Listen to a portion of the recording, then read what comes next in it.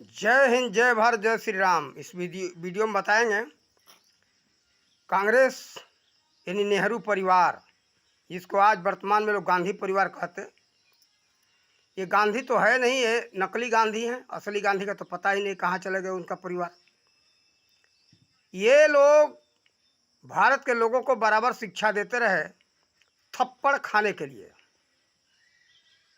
सरदार भगत सिंह का, चंद्रशेखर आज़ाद का, नेताजी सुभाष चंद्र बोस का, इन वीरों का देश को वास्तव में जो आज़ाद कराए, उनका नाम ये भूल कर नहीं लेते और न किताब में कहीं पुस्तक में छापते। देखो, ये बराबर प्रचार करते रहते, अरे गांधी जी तो सत्य और अहिंसा के मार्ग पर चल करके देश को आज़ाद करा लिए। तो विचार करो, फिर सरदार भगत सिंह को क्यों फांसी दिया गया? क्यों अपने कनपट्टी में गोली लगा करके चंद्रशेखर आज़ाद मर गए? अशफाक उल्लाह को और राजगुरु को क्यों फांसी दिया गया? सत्य अहिंसा के मार्ग पर चल रहे थे। और ये जो जितने ये प्रशंसा करते, कहने का मतलब ये बहुत सज्जन लोग थे अंग्रेज, इनके साथ हमें सद्व्यवहार करना चाहिए। जालियांवाला बाग कांड को देखो, इतने सद्व्यवहारी अच्छे थे, तो जालियांवाला बाग में हजारों लोग, जो लाखों लोग वहाँ आए थे सभा करने के लिए, उसके उन लोगों के हाथ में एक छड़ी भी नहीं थी। लाठी डंडा पिस्तौल राइफल की तो बात दूर, बंदूक की तो बात दूर, कुछ भी नहीं था। हाथ में एक छोटी सी लाठी भी नहीं थी, खाली हाथ था। ये सब लोग, लाखों लोग इकट्ठा हुए थे देश को एकत्रित करने के लिए, सभा करने के लिए, आज़ादी के लिए। उन खाली हाथ लोगों के ऊपर अंग्रेज ने गोली चलवा दी, जिसमें हजारों लोग मारे गए।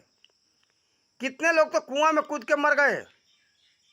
तो देखो, ऐसे निर्दयियों के ऊपर, ऐसे क्रूर लोगों के ऊपर दया दिखाना चाहिए। सत्य अहिंसा के मार्ग पर चलने पर ये सुनने वाले हैं। सत्य अहिंसा का मार्ग सद्विचारी और सज्जन के लिए है, इन दुर्जनों और राक्षसों के लिए नहीं है। बताओ, इतिहास एक दिखा दूं, क्या रावण को राम जी नहीं समझाए? सद्मार्ग पर नहीं चले? अहिंसा का मार्ग अंत में राम जी अपनाए थे। भगवान श्री कृष्ण भी महाभारत के समय में हिंसा का मार्ग तब अपनाए जब दुर्योधन को समझाते समझाते थक गए थे तब। इसी तरह से देश के हमारे जवान जो लड़ रहे थे आज़ादी के लिए, नेताजी सुभाष चंद्र बोस सब देख लिए थे, समझ गए थे कि अंग्रेजों की नीति को। अंग्रेज इतने अत्याचार करते कि बात बात पर गोली मारते थे। तब जाकर के नेताजी सुभाष चंद्र बोस, सरदार भगत सिंह, राजगुरु और अशफाक उल्लाह इत्यादि, जो चंद्रशेखर का नाम आता है, इस तरह के हजारों हमारे वीर लड़ने के लिए तैयार हो गए, हिंसा का मार्ग अपनाए।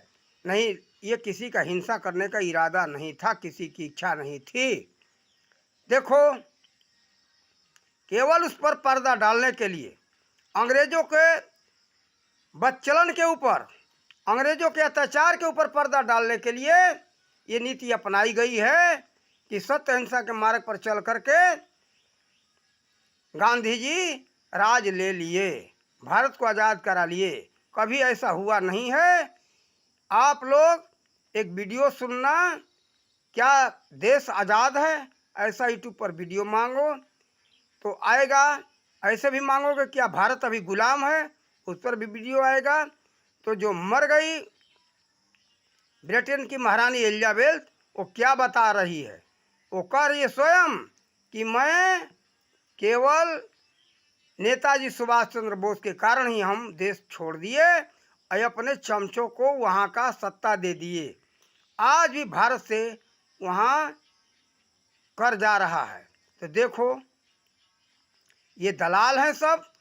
इसी दलाली के चलते ये लोग केवल थप्पड़ खाने की सब लोग को सिखाते रहे। ये चाहे पाकिस्तान हो या चाहे कोई भी देश हो, आक्रमण करता रहे, तुम सत्य अहिंसा के मार्ग पर चलते रहो। यहाँ के लोगों को, भारतीयों को केवल सत्य अहिंसा के मार्ग का शिक्षा दिया जा रहा है। यही कारण है सत्य अहिंसा के मार्ग पर उसके साथ सज्जन के साथ चलना चाहिए, दुर्जन और अत्याचारी के साथ कभी नहीं। तो देखो इसके पीछे यही चाल है। ये लोग अंग्रेजों के अत्याचार को छिपाने के लिए ये केवल गांधी नीति को प्रचार करते रहे, नेताजी सुभाष चंद्र बोस को नहीं। कितने अंग्रेज क्रूर थे, यहाँ के पुराने पुराने लोग बताते थे, मैं बचपन में उन लोगों से सुना था। वैसे पुराने लोग तो अब हैं नहीं। अंग्रेज इतने अत्याचारी थे कि बात बात पर लोगों को गोली मार देते थे। ये उब करके परेशान होकर के हमारे भारतीय तब जा कर के हिंसा का मार्ग को अपनाने का प्रस्ताव रखे और वो लोग विचार रखे गांधी के सामने। तब जाकर के दो भाग में बट गया नेताजी सुभाष चंद्र बोस और गरम दल अलग हो गया। ये नरम दल, नरम से चल करके कुछ काम नहीं हो सकता। ये नरम यानी डरपोक, यही कारण था कि यही डरपोक और नरमता के कारण जब गांधी नेताजी सुभाष चंद्र सरदार वल्लभ भाई पटेल को प्रधानमंत्री पद के लिए, अध्यक्ष पद के लिए 15 में से 12 मत मिल गया था, 12 वोट मिला था और नेहरू के 1 वोट मिला था और आचार्य कृपलानी को 2 वोट मिला था। लेकिन उस समय समाज भी बहुत, जो हम कायरता कहेंगे, विरोध करता कि हम लोग वोट दिए हैं सरदार वल्लभ भाई पटेल को, वो उनको जो है अध्यक्ष बनाया जाना चाहिए। तो देश के प्रधानमंत्री प्रथम प्रधानमंत्री नहीं बने होते और देश हमारा सोना की चिड़िया बन गया होता है अब तक। जैसे आज नरेंद्र मोदी जी सोना की चिड़िया बनाने के रास्ते पर लेके जा रहे हैं, ये रास्ता उस समय ही शुरू हो गया होता। तो देखो हम लोगों को कहेंगे, कायरता, इतनी नम्रता थी, कोई बोलने को गांधी के खिलाफ राजी नहीं था। जो गांधी चाहते थे वही मनमानी करते थे। ये हम लोगों की कायरता ही कहेंगे। अरे इसमें बड़े बड़े लोग थे, बोलते, लेकिन शर्म किए। अरे शर्म उतना ही करना चाहिए जितना कि हमारा मर्यादा बचा रहे, हमारा अस्तित्व बचा रहे। अस्तित्व ही समाप्त हो जाए तो फिर वो शर्म किस काम का, वो मर्यादा किस काम का। हमारा अस्तित्व ही समाप्त हो जाए तो मर्यादा का उल्लंघन करके देश हित के लिए कार्य करना चाहिए। देखो इतिहास से शिक्षा लो, धर्म ग्रंथों से शिक्षा लो। यहाँ तक भगवान श्री कृष्ण ने कहा है, हम नष्ट हो जाएं, हमारा मर्यादा नष्ट हो जाए, हमें उसका कोई चिंता नहीं है, समाज का रक्षा हो। देखो इतिहास देखोगे तो पता चलेगा। देखो मर्यादा का उतना ही देखना चाहिए, अपने लिए नहीं, देश के लिए, समाज के लिए। लड़के मर जाओ, मर्यादा नष्ट हो जाए। आचार्य चाणक्य अपना मर्यादा देखे होते तो वेश्यालय में और मधुशाला में शरण नहीं लिए होते। वेश्यालय में भी रहे, वेश्याओं का उन्होंने सहयोग लिया। वेश्याएँ भी बहुत हुई उस समय, वेश्या का कार्य कर रही थी लेकिन वो वेश्या थी नहीं, वास्तव में नकली मजबूरी में वेश्या बन करके और राष्ट्र को आज़ाद कराने में उन लोगों ने समर्थन दिया था, देश का कार्य किया। वो मर गई लेकिन देश हित के लिए वो लोग बहुत कार्य किए। लोग मधु बेचने का कार्य किए, मधुशाला खोले। वो कौन थे? आचार्य चाणक्य के शिष्य थे। तो देखो उनको क्या अपने मर्यादा की नहीं पड़ी थी। लेकिन अपना मर्यादा चला जाए, लेकिन समाज का मर्यादा और अपने पूर्वज का अस्तित्व समाप्त न मत होने दो। अपने पूर्वजों का अस्तित्व बचाओ। और पूर्वज माने क्या है? वो राष्ट्र ही है हमारा। उसे कितने हमारे जनसंख्या फैला है पूर्वजों का, उसको बचाओ।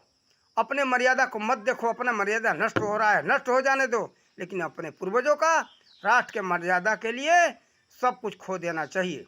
उस समय लोग गांधी के बात को नहीं टाले होते तो आज देश की स्थिति नहीं होती, हमारा देश सोना का चिड़िया बन गया होता। तो सरदार वल्लभ भाई के इतिहास को जानो आप लोग तो पता चलेगा कि सरदार वल्लभ भाई पटेल कैसे थे व्यक्ति। देश के हित के लिए वो सारा कार्य करते थे। और नेताजी सुभाष चंद्र बोस थे। ऐसे बहुत से हमारे देश में ऐसे लोग थे, लेकिन उनको देख नज़रअंदाजी किया गया। गांधी जी की चलती थी। उस समय सरदार वल्लभ भाई पटेल भी नहीं लड़ पाए। सरदार वल्लभ भाई पटेल भी इतनी शर्म किए, गांधी जी के मर्यादा को रखे। गांधी जी का मर्यादा रखने का कारण है कि आज देश का हालत ये हो गया है कि देश में अंग्रेजियत ही अंग्रेजियत, अंग्रेजियत यानी बिल्कुल भ्रष्ट सभ्यता है वहाँ का। उस भ्रष्ट सभ्यता का यहाँ प्रचलन बढ़ गया है और बढ़ता ही जा रहा है।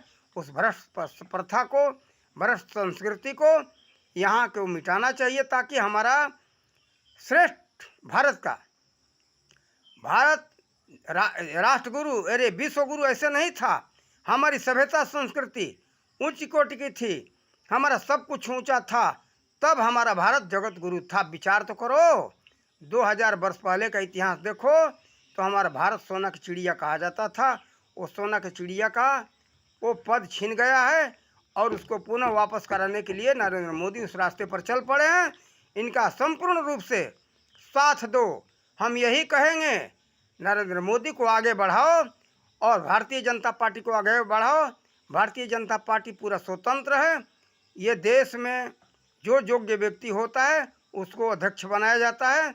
भारतीय जनता पार्टी को छोड़ करके सभी पार्टियां ये घर चलाने वाली पार्टियां हैं।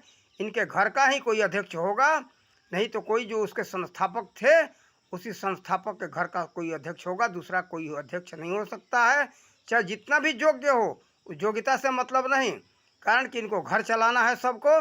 केवल भारतीय जनता पार्टी ही ऐसी पार्टी है क्योंकि घर चलाने वाली नहीं। भविष्य में ऐसी कोई पार्टी और भी उदय हो सकता है कि हो जाए कि राष्ट्र चलाने वाली पार्टी हो। राष्ट्र चलाने वाली पार्टी का हम सबको साथ देना चाहिए और किसी घर चलाने वाली पार्टी का, जेब सेवा करने वाली पार्टी का नहीं। जो जन सेवा के नाम पर जेब सेवा करता हो, नज़र दौड़ाओ, देखते रहो, अपने निजी स्वार्थ में मत फंसो। अपने निजी स्वार्थ से ऊंचा उठ करके अपना स्वार्थ छोड़ो, राष्ट्र का स्वार्थ देखो। देश हित देखना चाहिए। देश में रहते हो, अगर राष्ट्र का हित नहीं होगा तो भाई तुम्हारा भी हित नहीं होगा। इसलिए राष्ट्र हित देखना चाहिए, नहीं तो तुम भी बर्बाद हो जाओगे। राष्ट्र बर्बाद होगा, राष्ट्र गुलाम होगा तो तुम भी गुलाम हो जाओगे। राष्ट्र के अंदर ही रहते हो, बाहर नहीं रहते हो। हर समय राष्ट्र का ध्यान रखना चाहिए। राष्ट्र हित में सोच करके कुछ भी करो, उस पार्टी का समर्थन दो। लोभ लालच में मत आओ, नहीं तो ये लोभ लालच दे दे करके वोट ले करके क्या करते, ये राष्ट्र का बर्बादी कर रहे हैं। अभी देखो कर्नाटका में ये कांग्रेस का सरकार बन गया, क्या हो रहा है, हिंदुओं पर अत्याचार होना शुरू हो गया। वहाँ जितना भी है, तो हमें ये भी समाचार में सुनने को मिला कि इन लोगों का कहना है कि जितना तुम मुसलमान बना सको मुसलमान बनाओ, ईसाई बनाओ, हिंदुओं को जितना हो सके परिवर्तन कर दो, धर्म परिवर्तन करवा दो, छूट है। कांग्रेस पार्टी राष्ट्र हित में कोई कार्य नहीं कर रहा है। ये विदेशी, इसका इतिहास देखा जाए तो ये विदेशी अंग्रेज के द्वारा ये स्थापित किया गया था इस पार्टी का। इसका समय याद नहीं है वो किस समय में किया था। उसका स्थापित करने वाला ये नाम था OAU, वो मद्रास का गवर्नर था। उसने स्थापना किया इस पार्टी को। तो उसी नीति पर जिस पार्टी में जाओगे, जिस घर में जाओगे, उसी नीति से चलना पड़ेगा।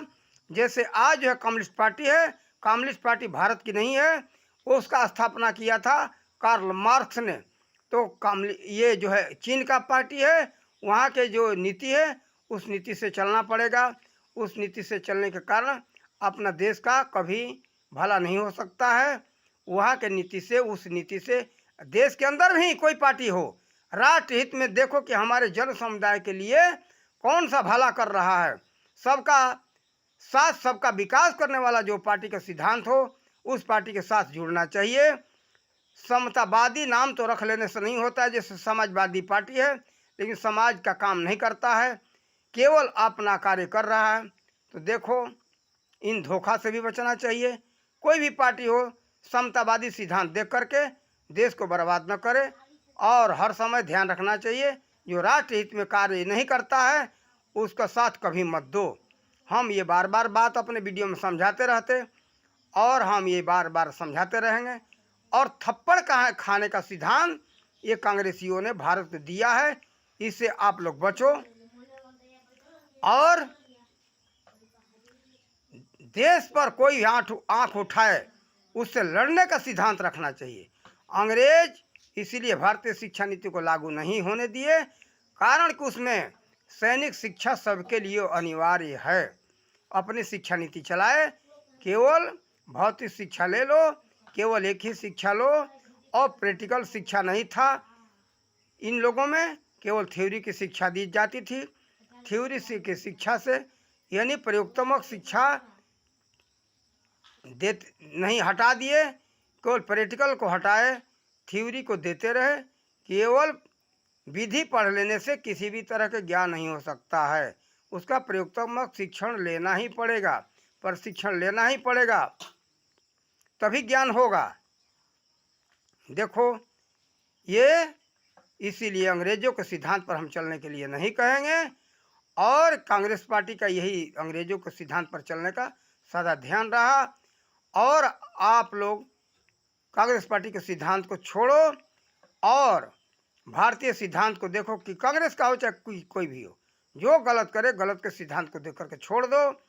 उचित जगत का कल्याण हो, अपने भारत का कल्याण हो। पहला है अपना भारत का कल्याण, राष्ट्र का सुरक्षा। जो राष्ट्र का सुरक्षा करे उसको ध्यान में रख करके कार्य करो। और हम इससे भी अच्छा कोई समझ में आएगा तो वीडियो बनाएंगे। इन्हीं शब्दों के साथ अपने वाणी का विराम देते। जय हिंद, जय भारत, जय श्री राम।